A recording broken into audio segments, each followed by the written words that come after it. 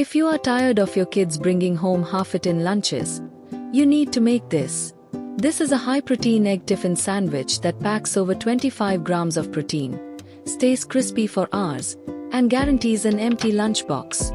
Here is the secret to packing a healthy lunch they will actually devour. Take 4 eggs. Add pepper and salt. Add diced carrots. Add chopped coriander. Add some chopped onions. Whisk all the ingredients together.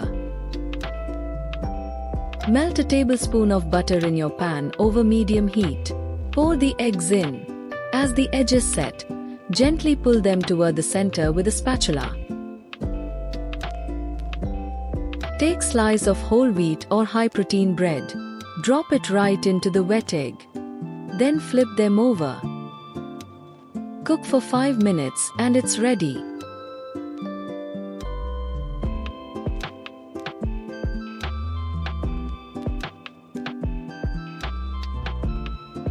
Slice it diagonally to reveal those beautiful layers.